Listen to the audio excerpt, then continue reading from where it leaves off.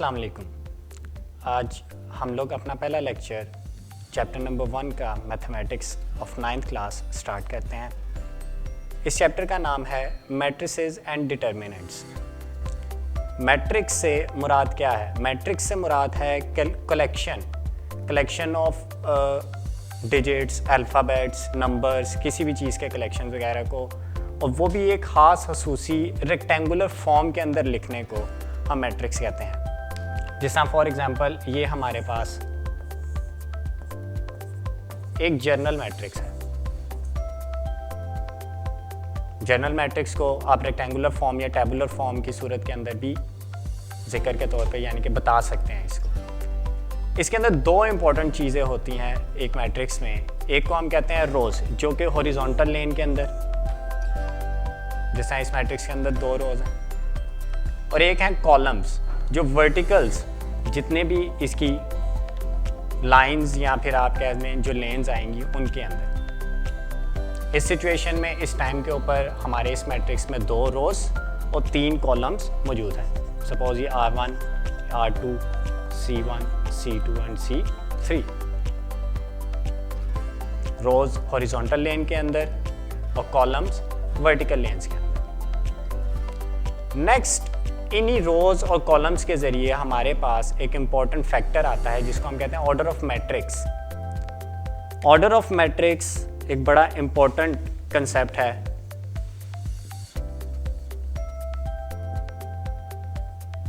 इस सूरत में ऑर्डर से मुराद है कि कितनी रोज़ और कितने कॉलम्स एक मैट्रिक्स के अंदर मौजूद हैं। Number of rows by number of columns. For example जो पीछे हम लोगों ने अभी मैट्रिक्स लिया उसी की तरफ जाते हैं। इसके अंदर दो रोज़ और तीन कॉलम्स हैं, तो इसका ऑर्डर क्या होगा? Simply 2/3, meaning 2 rows and 3 columns. एक सिचुएशन के अंदर के हमारे पास, क्योंकि मैंने आपको जिस तरह स्टार्ट में बताया कि हम लोग सिर्फ और सिर्फ नंबर्स नहीं ले सकते, इसके अंदर डिजिट्स डिफरेंट किस्म के, कोई और अल्फ़ाबेट्स वगैरह भी ले सकते हैं। तो एक जर्नल ये भी हमारे पास मैट्रिक्स बन जाते हैं ABCD। बट इनसे क्वेश्चन ये उठता है कि क्या ये वाला मैट्रिक्स और ये वाला मैट्रिक्स इक्वल हैं या नहीं है? क्योंकि इनमें वैल्यूज तो सेम है दोनों के अंदर 1 2 3 4, बट एक दो ऐसे एलिमेंट्स हैं जिनकी पोजीशन जो है वो चेंज है। तो इसी से हम अपने एक नेक्स्ट टॉपिक पे जाते हैं जिसको हम कहेंगे इक्वल मैट्रिक्स। इक्वल मैट्रिक्स से क्या मुराद है कि आपके पास नंबर ऑफ रोज और नंबर ऑफ कॉलम्स, दोनों मैट्रिक्स से, अगर आप दो मैट्रिक्स की बात कर रहे हैं तो उन दोनों मैट्रिक्स के number of rose and number of columns आपस में इक्वल हों, या फिर हम इनको सादा लफ्ज़ों में कह सकते हैं उनका ऑर्डर सेम हो। नंबर 1, नंबर 2, उनकी करस्पॉन्डिंग एलिमेंट्स जो हैं वो same. Equal matrix, equal matrix से मुराद है कि इस दो मैट्रिक्स के अंदर उनके rows, number of rows and number of columns आपस में बराबर हों, या सादा लफ्ज़ों में उनका ऑर्डर सेम हो। नंबर 1, उनका order of matrix same. Number 2, corresponding element same. Corresponding element same से मुराद क्या है कि उनके आमने सामने वाली वैल्यूज इक्वल हों। For example this and this matrix are equal. क्यों? जिस तरह इसकी पहली वैल्यू है 1, इसकी पहली वैल्यू यानी कि जो इसका पहला एलिमेंट है वो है 0 + 1, जो कि इक्वल होता है 1 के। सेम सेकंड पोजीशन पे हमारे पास मौजूद है 2 और उधर मौजूद है 1 + 1, जो भी किसके बराबर होता है? 2 के। सेम 3 एंड 4 जो कि अपनी पोजीशंस पे मौजूद है। इससे मुराद है कि ये दोनों मैट्रिक्स आपस में इक्वल हैं। इक्वल मैट्रिक्स के लिए ये दो कंडीशंस होना बहुत ज़रूरी है। इससे एक और क्वेश्चन जो है वो जनरेट होता है कि क्या अगर ये दोनों मैट्रिक्स इक्वल हैं तो इनकी करस्पॉन्डिंग एलिमेंट्स भी अगर इक्वल हैं तो इनसे हमारे पास जो वैल्यूज़ आ रही हैं आमने सामने के लिए, क्या वो एक वैल्यू किसी दूसरे वेरिएबल के बराबर हो सकती है? जैसा फॉर एग्जांपल अगर हम इसको ये लिखें कंडीशन में, ये कहें कि ये दोनों मैट्रिक्स आपस में इक्वल ही हैं। अब कंडीशन हमारे पास ये है कि हमारे पास ये दोनों मैट्रिक्स इक्वल हैं। हम पहली पोजीशन क्या चेक करेंगे कि इनका क्या ऑर्डर सेम है। अगर इनका ऑर्डर सेम है तो फिर हम इससे नेक्स्ट स्टेप पे जाएंगे। इसमें 2 रोज, इसमें भी 2 रोज,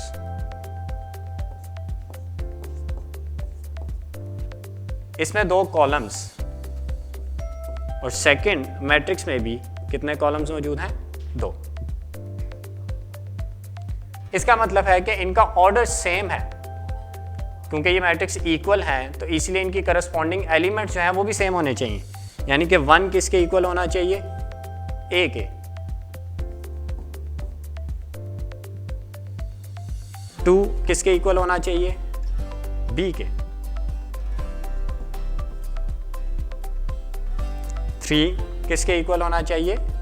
सी के, एंड फाइनली 4 किसके इक्वल होना चाहिए? डी के।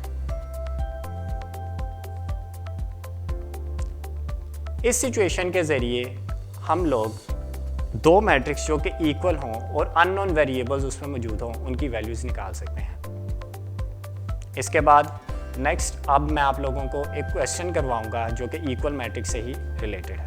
बोर्ड के ऊपर जो क्वेश्चन लिखा गया है ये है इक्वल मैट्रिक्स के लिए, यानी कि आपके पास कंडीशन पहले से मौजूद है कि ये दोनों मैट्रिक्स आपस में इक्वल हैं, both at left hand side and right hand side.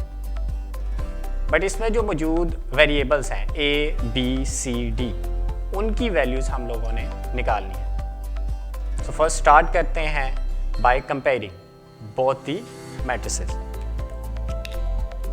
अगर आप कंपेयर कर रहे हैं दोनों मैट्रिक्स को तो सिचुएशन कोशिश ये करिए कि पहले ये नोट करें कि कौन से ऐसे इक्वेशंस या साइड्स या एलिमेंट्स हैं करस्पॉन्डिंग जिसमें सिर्फ और सिर्फ एक वेरिएबल मौजूद है। जिस तरह अगर आप देखें c-1 और उसके करस्पॉन्डिंग एलिमेंट में 3, इसमें हमारे पास सिर्फ एक वेरिएबल आता है c, तो हम इसको फर्स्ट में लिख लेते हैं। सेकंड में 4d-6 जो कि किसके है? 2d के इक्वल, तो हम सेकंड में 4d-6 equals to 2d। Thirdly अगर हम लोग जाएं a प्लस सी के ऊपर, first and first, and fourth a plus 2b equals to -7।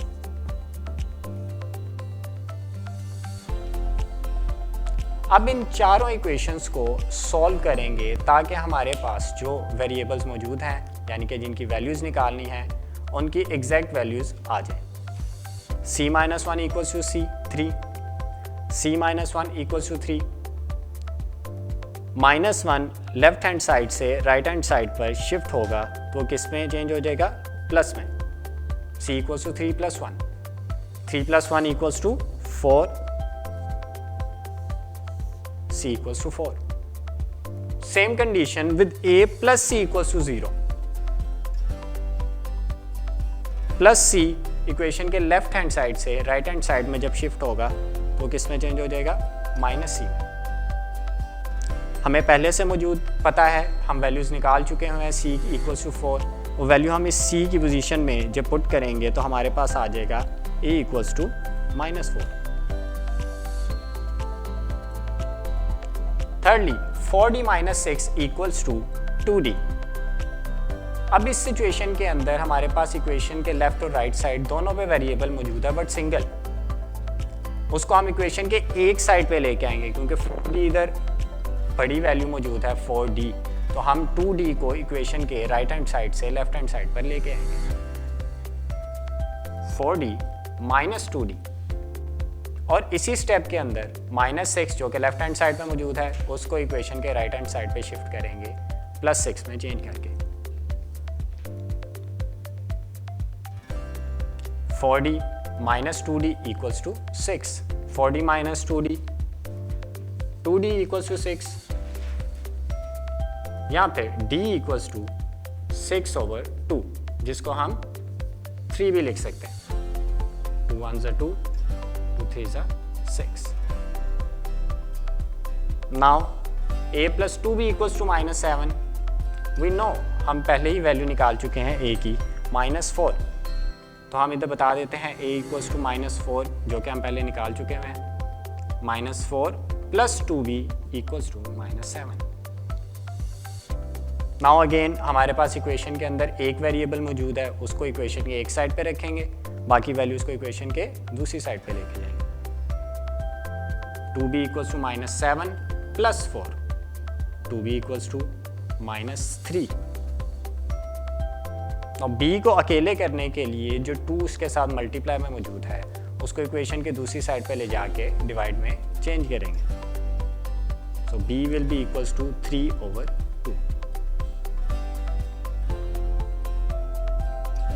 इससे हम लोग इस क्वेश्चन के रिजल्ट पे आते हैं।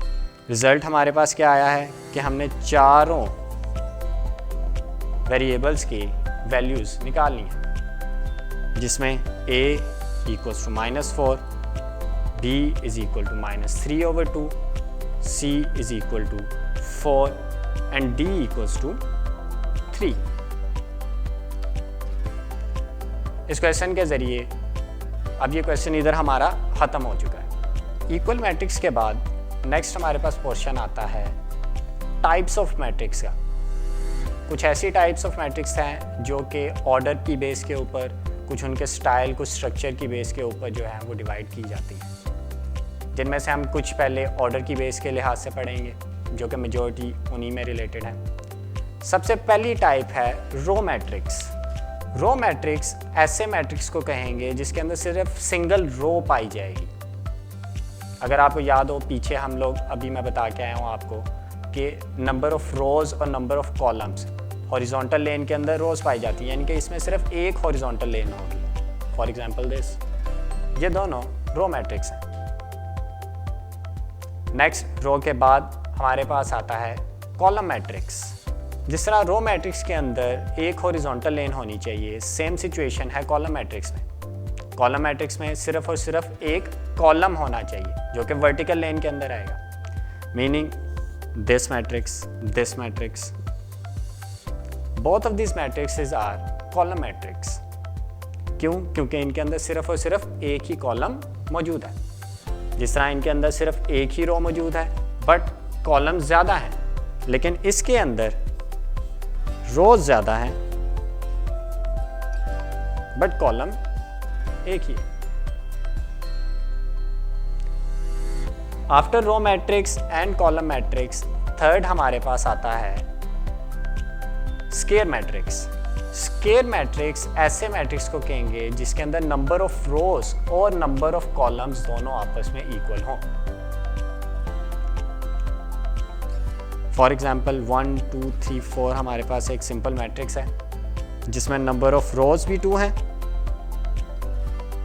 और नंबर ऑफ कॉलम्स भी 2 हैं। इसका ऑर्डर क्या है? 2/2। क्योंकि इसमें नंबर ऑफ रोज और नंबर ऑफ कॉलम्स दोनों इक्वल हैं, तो इस मैट्रिक्स को हम स्क्वायर मैट्रिक्स कहेंगे। फॉर एग्जाम्पल अगर नंबर ऑफ रोज और नंबर ऑफ कॉलम्स इक्वल ना हो तो उस तरह के मैट्रिक्स को हम रेक्टेंगुलर मैट्रिक्स कहेंगे। तो इसी से हमारे पास फोर्थ पोजीशन पे हम आते हैं रेक्टेंगुलर मैट्रिक्स। 2 रोज 3 कॉलम्स, 2/3। तो ये मैट्रिक्स कौन सा आ जाएगा हमारे पास? Rectangular matrix. After rectangular matrix कुछ स्क्वायर मैट्रिक्स की ही सब डिवीजन हम लोग पढ़ेंगे जो कि बहुत कॉमनली इस्तेमाल होती हैं आपके पूरे इस चैप्टर के अंदर, जिसमें से सबसे पहले नंबर पे है स्केलर मैट्रिक्स। स्केलर मैट्रिक्स एक ऐसा मैट्रिक्स है जो कि बजाते खुद एक स्केयर की सूरत के अंदर पाया जाता है, बट उसके एक एक डायगोनल के अंदर जितनी भी वैल्यूज होती हैं वो सारी सेम वैल्यूज होती हैं, जिस तरह इसके अंदर 2 2 2, बट उसके अलावा सारी वैल्यूज 0 पाई जाती है। इस तरह के मैट्रिक्स को हम स्केलर मैट्रिक्स कहते हैं। नंबर 1 स्केलर मैट्रिक्स हो, नंबर 2 उसके एक डायगोनल के अंदर सारी वैल्यू सेम हो। तो अगर सारी वैल्यू सेम ना हो तो फिर कौन सा मैट्रिक्स होगा? अगर सारी वैल्यू सेम ना हो तो उसको हम कहते हैं डायगोनल मैट्रिक्स। फॉर एग्जांपल 3 4 5, बाकी सारी वैल्यूज 0। तो ये मैट्रिक्स हमारे पास है 3/3 क्योंकि ये स्केलर मैट्रिक्स है। एंड सेकंड कंडीशन, इसके डायगोनल के अंदर सारी वैल्यूज मुख्तलिफ हैं, तो डायगोनल मैट्रिक्स।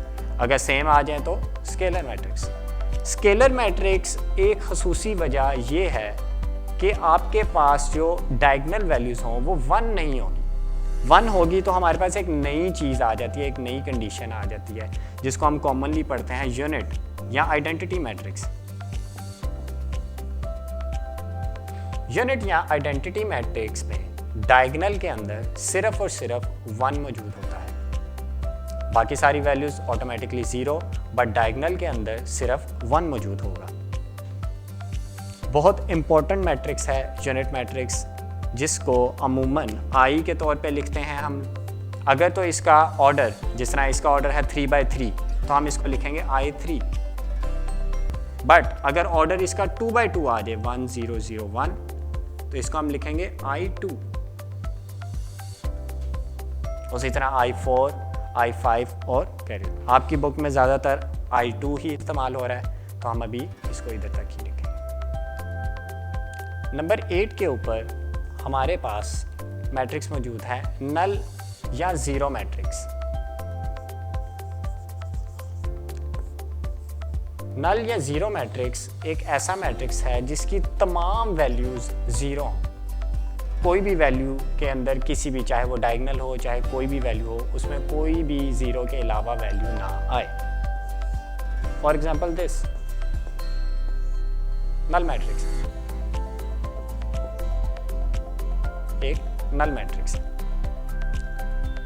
नल मैट्रिक्स कोई भी हो उसको हम हमेशा O से जाहिर करते हैं, जिससे हमें ये पता लग जाएगा कि इसमें मौजूद तमाम वैल्यूज जो हैं वो 0 के इक्वल हैं।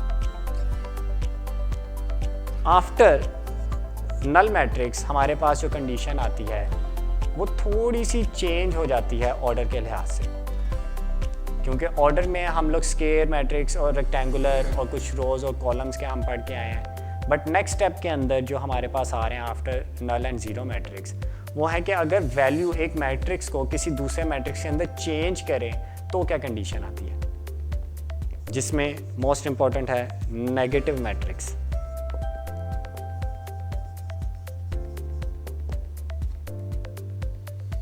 सिंपली अगर हमारे पास एक मैट्रिक्स A है, फॉर एग्जांपल इसकी वैल्यूज हैं 3 4 5 6, तो इसका नेगेटिव मैट्रिक्स होगा -A। -A से क्या मुराद है कि आपके पास जितनी भी वैल्यूज इस मैट्रिक्स में मौजूद हैं उनके आपने साइन चेंज कर देने।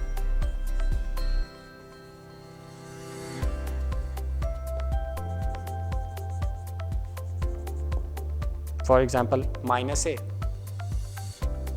-3 4 5 6, और ये किसके इक्वल आएगा? -3 -4 -5 एंड -6। ये हमारे पास है इसका नेगेटिव मैट्रिक्स। क्योंकि हम अभी एक मैट्रिक्स को दूसरे मैट्रिक्स में चेंज कर रहे हैं, तो इसी से हमारे पास नंबर 10 के ऊपर आता है ट्रांसपोज ऑफ अ मैट्रिक्स।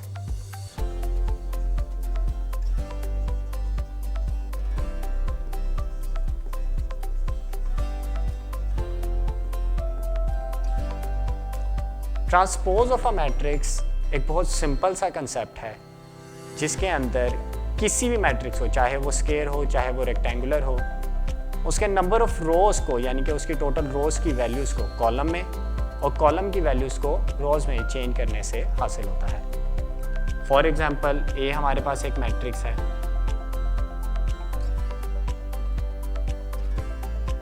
अगर हम इसका ट्रांसपोज लेते हैं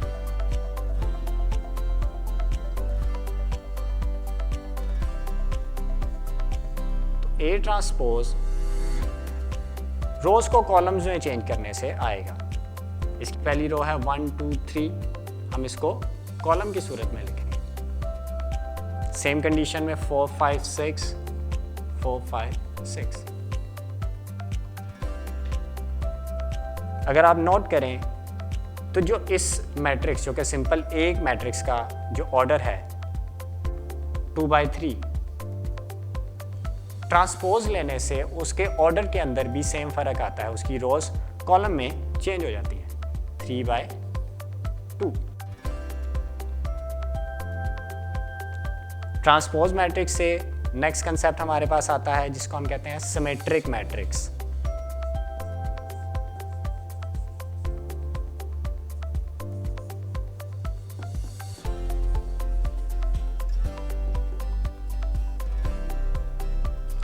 सिमेट्रिक मैट्रिक्स में कंडीशन बेसिक है हमारे पास कि अगर आप किसी भी ए मैट्रिक्स का ट्रांसपोज लें तो जो रिटर्न में हमारे पास मैट्रिक्स आए वो भी ए के ही इक्वल हो।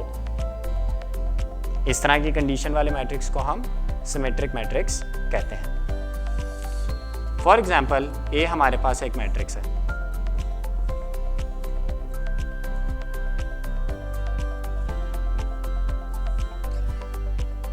वन 2 3 2 0 7 3 7 3। अगर आप इसका ट्रांसपोज लें यानी कि इसकी रोज को कॉलम में और कॉलम्स को रोज में चेंज करें तो हमारे पास एक नया मैट्रिक्स आएगा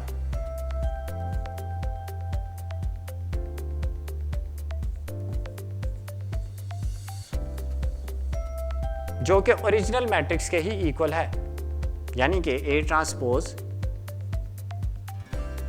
ए के ही इक्वल है। इस तरह की सिचुएशन को हम कहते हैं सिमेट्रिक मैट्रिक्स। आज के लेक्चर के लिए आपका इतना ही है।